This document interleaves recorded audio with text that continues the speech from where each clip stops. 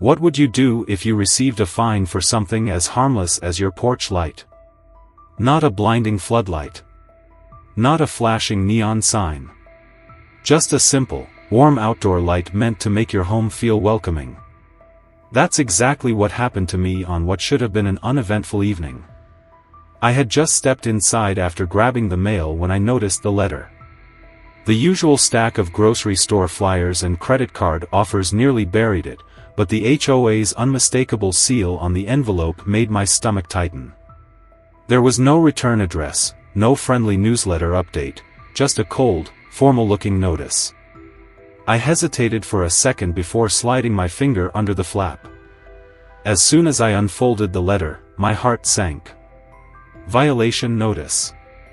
The words glared back at me in bold red letters, followed by a demand for $150 to be paid within 10 days. The so-called offense?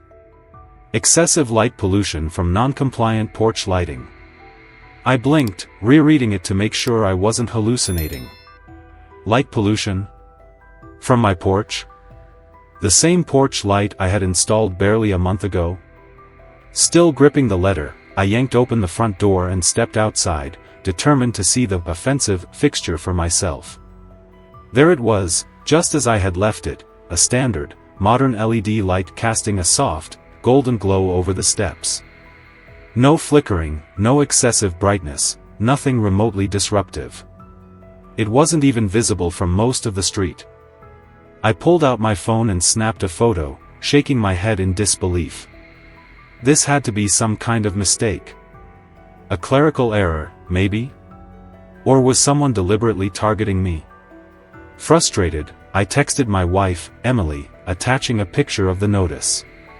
Within seconds, my phone buzzed. Emily, are you kidding me? Who even complained? That was the million-dollar question. Who cared this much about a porch light? And then it hit me. Karen. Our next-door neighbor. The self-appointed queen of the HOA. The woman who spent more time peering out of her blinds than actually living her life. I gritted my teeth, staring at her house through the darkness. If she was behind this, she was about to regret it. The next morning, I barely finished my first cup of coffee before the frustration from last night bubbled back up. There was no way I was letting this slide. If Karen had a problem with my light, she could have come to me directly instead of running to the HOA like a tattletale. The fine wasn't just about money, it was about control. If I let this go, what was next? A complaint about my car being too shiny? A fine for having the wrong kind of welcome mat? I wasn't about to sit around waiting for another ridiculous notice to show up in my mailbox. Slipping on my jacket, I stepped outside and marched straight to Karen's house. Before I even reached her doorstep, I caught a glimpse of movement behind the curtains. She had seen me coming. Good. When the door swung open, Karen stood there in her usual pastel cardigan, her arms crossed tightly over her chest. She didn't look surprised to see me. In fact, she had a smug little smirk on her face, like she'd been expecting this exact confrontation. "Good morning, Ethan," she said, her voice dripping with condescension. "Something I can help you with?" I held up the violation notice. "Yeah, you can explain why I just got this fine from the HOA over my porch light." She blinked, feigning innocence. "Oh? You got fined? That's unfortunate." I clenched my jaw. "Cut the act, Karen. We both know you're the one who complained. My light isn't disturbing anyone, so why go straight to the HOA instead of just talking to me?" Her expression barely flickered, but there was something in her eyes, a flicker of satisfaction. She was enjoying this. "Well," she said, leaning against her doorframe, "the HOA has rules for a reason. We all agreed to them when we moved in. Your light is, a bit much. It's been shining into my living room at night. I've had to close my blinds." I stared at her, barely able to contain my disbelief. "You had to close your blinds? Karen, that's what blinds are for. My light isn't a floodlight, and it barely reaches past my own driveway. She gave a small shrug. Rules are rules, Ethan. If you wanted a brighter light, you should have checked with the HOA first. That's when I noticed it, her own porch light, shining just as brightly as mine. Maybe even brighter. I motioned toward it. And what about your light, Karen? It's just as bright. Why isn't the HOA fining you? Her smirk deepened. Oh, I have special permission for mine. I froze. Special permission? From who? Oh, I've been in this neighborhood a long time, she said casually, inspecting her nails. I have a good relationship with the HOA board. They trust my judgment. Unlike some people, I actually respect the rules and work with them. My blood boiled. This wasn't just about the porch light. Karen wasn't just a rule follower, she was manipulating the HOA to enforce the rules selectively. She wasn't just another neighbor. She was a gatekeeper, deciding who got to live comfortably and who got to suffer through nitpicky complaints and fines. I gritted my teeth and forced a smile. Well, that's interesting. Because I plan on bringing this up at the next HOA meeting. Let's see how the rest of the neighborhood feels about special permissions. For the first time, her smirk wavered. You can try, she said, but her voice wasn't quite as steady. I didn't say another word. I turned on my heel and walked back to my house, fists clenched. Karen thought she could play this game and win. She had no idea what was coming. I barely made it back inside before my phone buzzed with another notification from the HOA. My stomach twisted as I opened the email. Another violation notice. Trash bins left out past designated pickup hours. Fine, $50. I scoffed. It was a joke. I had pulled my trash bins in the same time I always did, right after work. There was no way I had broken any rules. But before I could process my frustration, another email arrived. Lawn maintenance non-compliance. Fine, $75. My grip on the phone tightened. My lawn was perfectly maintained, freshly mowed, edged, and even greener than half the houses on the block. What the hell was going on? Then it hit me. Karen. She was escalating. The moment I'd confronted her, she had ramped up her attack. She wasn't just trying to fine me over the porch light anymore, she was making it clear that I was now on her blacklist. I gritted my teeth and called Emily over, showing her the notices. She skimmed through them, her face darkening. This is ridiculous, she muttered. It's like she's watching our house, just waiting for an excuse to complain. She is watching, I said, my voice sharp. And the HOA is letting her. I needed proof. I needed to show that Karen wasn't just a stickler for rules, she was weaponizing the HOA to harass people. That's when I remembered Dan. I grabbed my keys and headed down the street to his house. He answered the door almost immediately, giving me a knowing look before I even spoke. Let me guess, he said, stepping aside so I could walk in. More violation notices? I exhaled sharply. 2 in the last hour. Dan shook his head. She does this to everyone who pisses her off. It's not about rules, it's about power. I frowned. And the HOA just lets her? They don't just let her, Dan said grimly. She's connected. I stiffened. What do you mean? Dan pulled out his laptop and opened a spreadsheet. My stomach dropped as I read the names, current HOA board members, and next to them, a list of personal connections. 2 of them had attended the same country club as Karen. One had gone on a vacation with her family last summer. Another was a regular guest at her dinner parties. That's why she got away with everything. That's why her porch light was fine, but mine wasn't. Unbelievable, I muttered.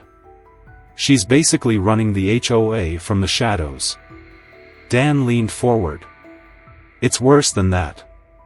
She doesn't just control them, she manipulates the entire complaint system. He clicked on another document, a petition, allegedly signed by neighbors, supporting stricter HOA enforcement. This is what she used to justify a bunch of new violations this year, Dan explained. I skimmed the list of names. Something felt off. Then I saw it. I recognized some of these names. But a few of them had moved away months ago. Wait, I said, pointing. These people don't even live here anymore. Dan nodded. She's forging support. She fakes complaints, pressures the HOA into acting, and then hides behind anonymous reports so no one can prove it's her. A slow, burning anger built in my chest. This wasn't just about me. This wasn't just about a damn porch light. Karen had weaponized an entire system to control the neighborhood. And I was going to bring it all crashing down. That night, I lay in bed staring at the ceiling, my mind racing. The violation notices, the fake petition, the HOA covering for Karen, it all pointed to one thing: this wasn't a fight I could win with logic alone. I needed undeniable proof, something that would force the HOA to acknowledge the corruption festering in its ranks. And that's when it hit me. Karen was arrogant. She loved control. She wanted people to know she had power, even if she pretended otherwise. If I could push her just right, she'd give me exactly what I needed, a confession. The next morning, I set my plan into motion. I waited until the afternoon, when Karen was usually out front pruning her overpriced rose bushes. I walked over casually, hands in my pockets, making sure my phone was tucked neatly inside with the voice recorder running. She glanced up as I approached, already smirking. Back for another lecture about fairness? I forced a chuckle, keeping my tone light. No, actually, I wanted to talk. I get it now. The HOA has rules, and maybe I should have been more careful before installing that light. Karen's eyes lit up, and I knew I had her. She thrived on this, the feeling of making people submit. Well, Ethan, she said, clasping her hands together, I am glad you're coming around. Some people struggle with structure, but I've always believed that rules exist for a reason. Without them, this neighborhood would be a mess. Can you imagine? She wrinkled her nose in mock disgust. We'd have people with unapproved fences, tacky decorations, it would be chaos. I nodded along, playing my part. Yeah, I see that now. But can I ask you something? How did you even get the HOA to act so fast? I mean, I've heard from Dan that some people wait months for responses to complaints.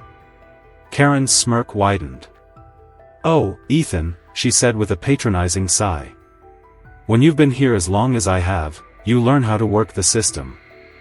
The board and I, well, let's just say we have an understanding. When I bring up an issue, they trust my judgment. They know I have the neighborhood's best interests at heart. I clenched my fists in my pockets, barely containing my excitement. She had no idea she had just admitted to manipulating the HOA. But what if someone pushes back? I asked. Like, what if I had refused to pay the fine? Karen gave a little laugh. Oh, don't be silly. The board would have backed me up either way. And if you'd made too much of a fuss, well, I'm sure we could have found a few more violations. She winked. That was it. I had her. I forced a chuckle, shaking my head. Wow. I guess it really does help to know the right people. Exactly, Karen said, as if she were proud of herself. That's why it's so important to stay in good standing. It's much easier to follow the rules than to fight them, don't you think? I gritted my teeth but kept my smile in place. Yeah. You're probably right. I left soon after, my heart pounding. The moment I was back inside my house, I pulled out my phone and saved the recording. Karen had confessed, *** on tape, that she controlled the HOA, that she pushed through complaints against people she didn't like, and that she could find more violations if necessary. Now, I just needed people to hear it. I called Dan first. When he picked up, I barely let him say hello before blurting, "I got her." "You what?" I recorded her admitting everything. She basically bragged about controlling the HOA and weaponizing complaints. Dan let out a low whistle. "Damn. That's exactly what we need. If we play that at the next HOA meeting, there's no way they can ignore it." "That's the plan," I said. "But we need backup. We need as many neighbors there as possible. If it's just me, the board might try to sweep it under the rug. But if the whole neighborhood hears it, they'll have no choice but to act." Dan didn't hesitate. "I'll start making calls. Let's get as many people as we can."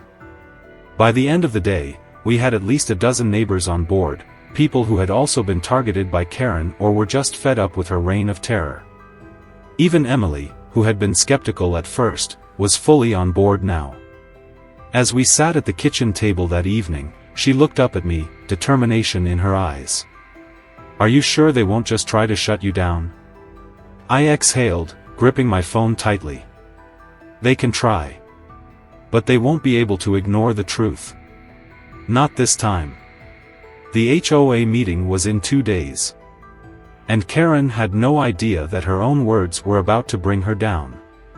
The night of the HOA meeting, I could feel the tension in the air before I even stepped inside. The usual murmurs of small talk and complaints about landscaping rules filled the room, but something was different this time. People were waiting for something. Expecting something. And at the center of it all, sitting near the front with her arms folded and a smug expression on her face, was Karen. She had no idea what was coming. I took a deep breath and stood. "I'd like to address the violation notice I received," I said, my voice steady but firm.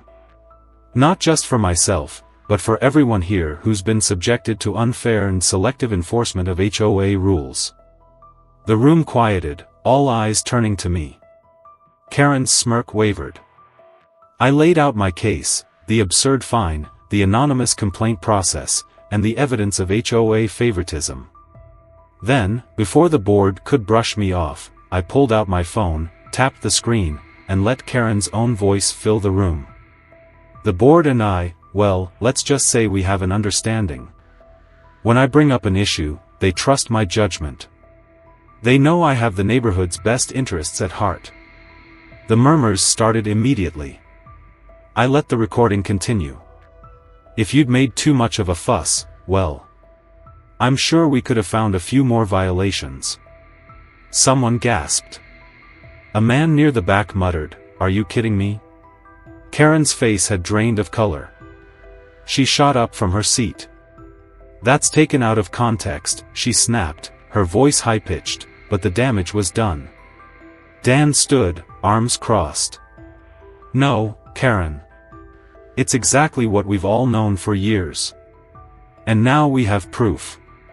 The HOA board members exchanged uneasy glances. The president cleared his throat. "After reviewing this, new evidence, we'll be revoking the fine and re-evaluating our complaint policies." The neighbors erupted into whispers. Karen, her hands clenched at her sides, looked like she wanted to scream, but for the first time, she was outnumbered. By the next morning, the fine was officially overturned. A week later, the HOA announced new transparency policies for complaints, no more anonymous weaponization of the system. And Karen? She kept to herself after that. No more smug glances. No more surprise violations. Her reign was over. As I sat on my porch that evening, looking at the same soft glow of the light that had started it all, I couldn't help but wonder, how many other Karens are out there, bending HOA rules to control their neighbors? Have you ever felt powerless against HOA, or Karen, rules? Share your experiences below, let's see who had it worse.